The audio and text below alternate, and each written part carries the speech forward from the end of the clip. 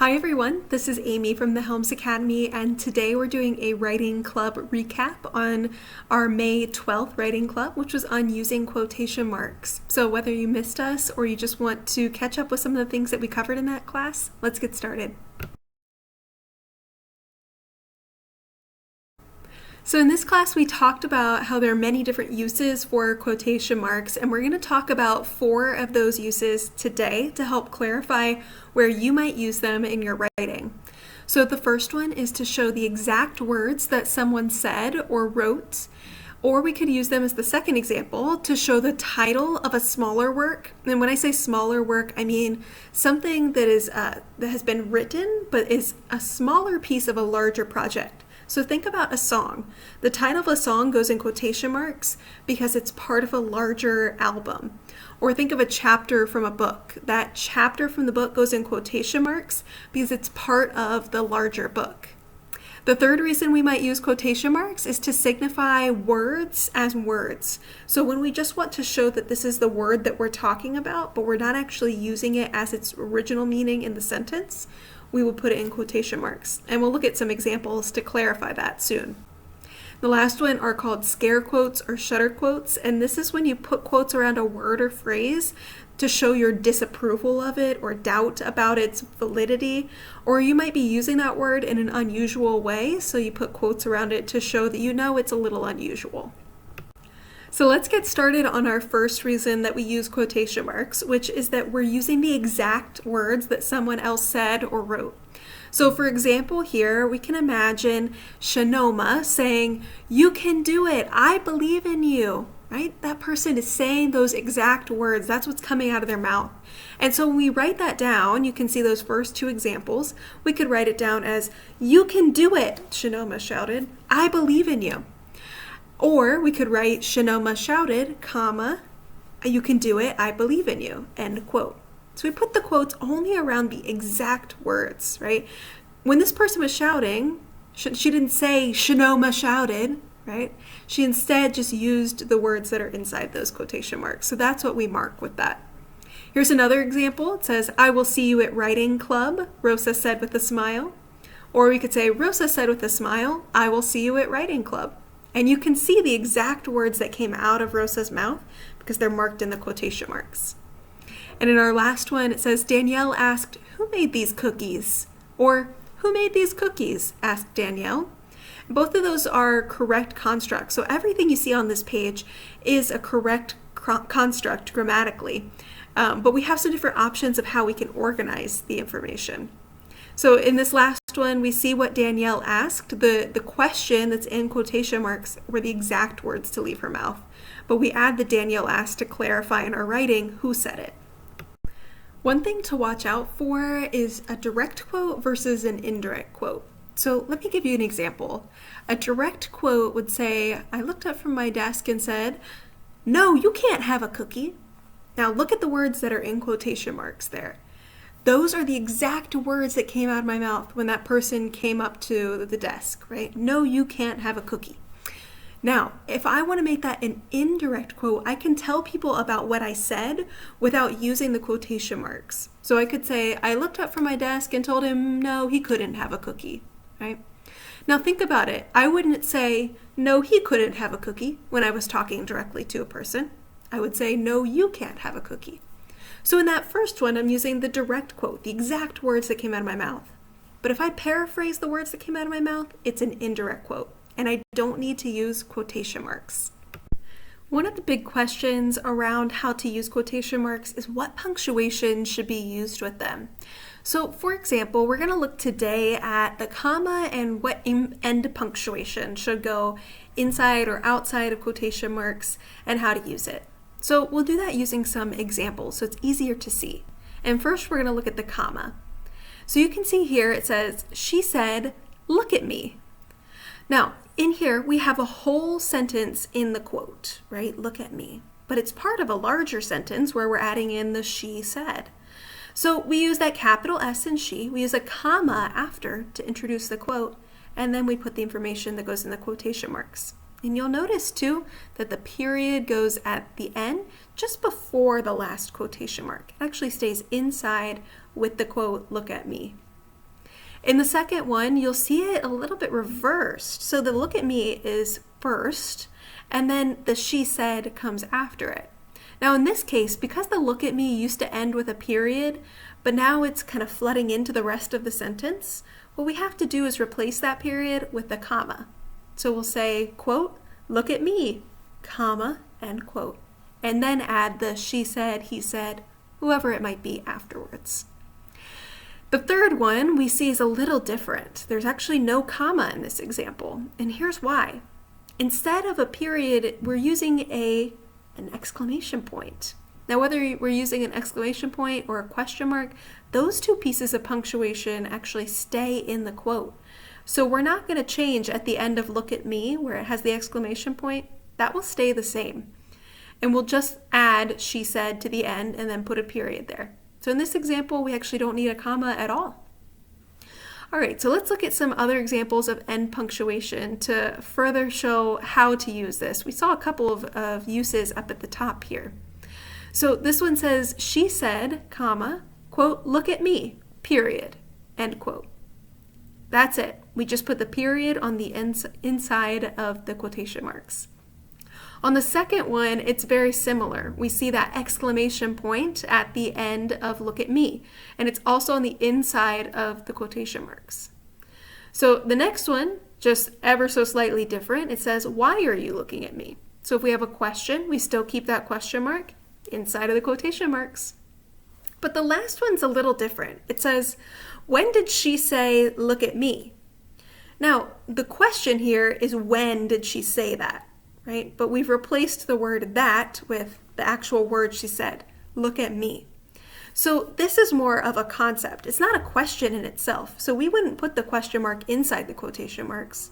In this situation, we're saying the question as a whole should end with a question mark. So we put it outside of the quotation marks. This is a good reference slide for you to think about some different ways that you can use quotation marks and the punctuation that goes with them. Let's take a look at these examples and decide which one of each pair is the correct one. The first one says, Josh told me that he wants to go to the store. Now, if we look at this, we need to think about what would come out of Josh's mouth, right? Josh would probably tell you, I want to go to the store. So here, we would only put it in quotation marks if it were the exact same words that came out of his mouth. Here, we're paraphrasing.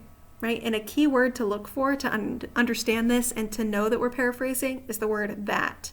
Josh told me that, right? If you see that, most likely there won't be quotation marks after it. So here we choose that first option with no quotation marks. In the second one, it says, how is it possible that it's already May? He asked. So take a look. Is this person making a statement or are they asking a question? They're asking a question, right? And we learned on the last slides that we have to keep that question mark if it belongs inside the quotation to make sure that we don't replace it with a comma or something else. So that way we can communicate fully that this is a question that the person said. So the first one will also be the correct option here. Let's look at the third pair. It says, she yelled, go Eagles. Now remember, if we start a sentence with she yelled or she said or he said, then we have to put what after it?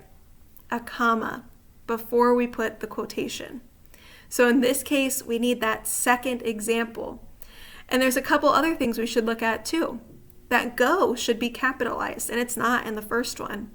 And in the first one, we see the period outside of the quotation marks, where it should be the punctuation is inside of the quotation marks. So we see that exclamation point instead to show our excitement. Another reason that we might use quotation marks are to show the titles of smaller works. So this includes poems, chapters, or articles, any smaller body of work that comes from something larger that we want to emphasize using quotation marks. So take a look at the three examples. It says, the song, Here Comes the Sun, is from the Beatles album Abbey Road. The poem, Wild Geese, comes from Mary Oliver's book, Dreamwork. New virus cases continue to fall is an article from May 7th, 2020 in the Philadelphia Inquirer.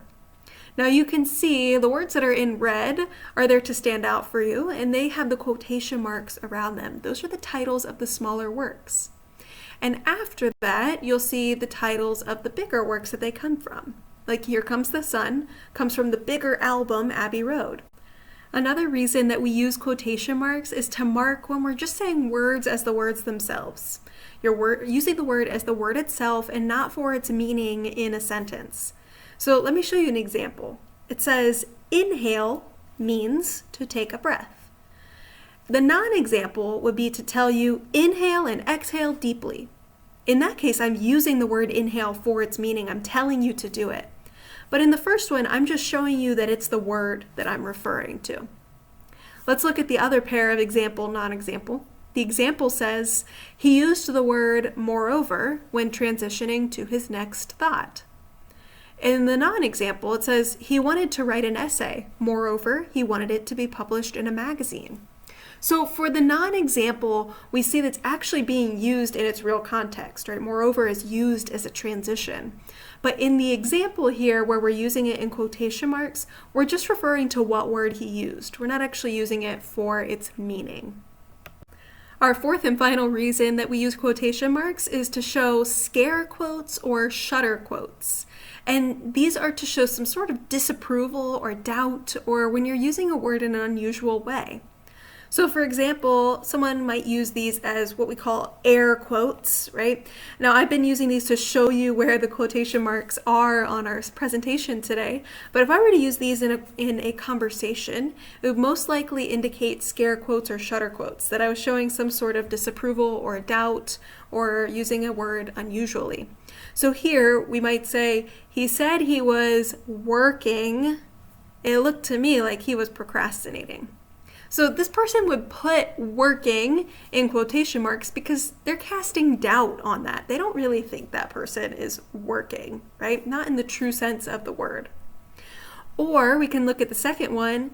You can imagine, maybe a parent or someone else saying this to you. You call this filthy room clean? Right? So that person doesn't really believe that the space is clean. They disapprove of the work that you have done or maybe have not done. And in the last one, it says, we noticed his sunny perspective on life as he talked about the future. So sunny usually refers to the weather, right? What it's like outside.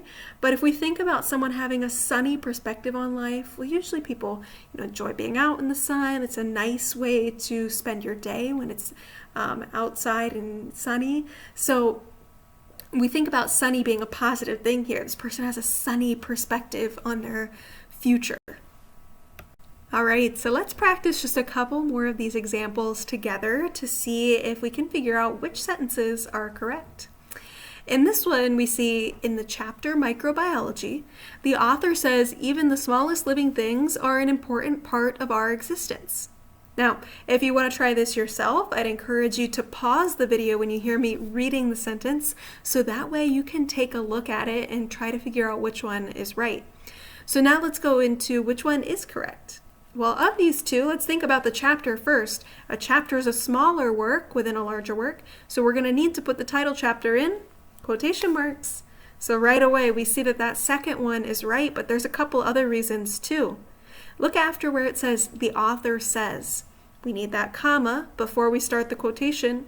And because the quotation is a whole sentence in its own right, we need to capitalize the E in even, and we need to put a period at the end of the sentence, but before that last quotation mark. So that second one is the correct use of all the punctuation we've talked about today. Let's take a look at another one. This one says, Amy asked us to find out which sentence is correct. Now you need to think about what words would come directly out of my mouth in this situation. And so of these two, we're going to see that the top one is going to be a better interpretation, right? I probably said, you need to find out which of these sentences is correct. But here it's a paraphrase, right? Amy asked us to find out which sentence is correct. And so we actually are using indirect quotation here, which means we don't need to put any quotation marks. Let's take a look at this third one. It says, the man was advertised as a professional, but I don't think he has any experience. So here we need to think about our use of scare or shudder quotes, right? And remember that we put those around a word or phrase that make us maybe doubt if it's true or disapprove of what's being said. So here, we wouldn't want to put "man was advertised as a professional" all in quotes. We really would just want to focus on the word that we have doubt about, which is professional. So that first example will be the correct example here. Let's take a look at one final example here that says, "This man was advertised as a professional, but I don't think he has any experience." In this situation, we're thinking of shudder quotes. Okay? We're expressing doubt or disbelief. And we want to isolate these shudder quotes around the word or words that really we are expressing the doubt about. And so here we see that word professional, and this person clearly does not believe they're really a professional.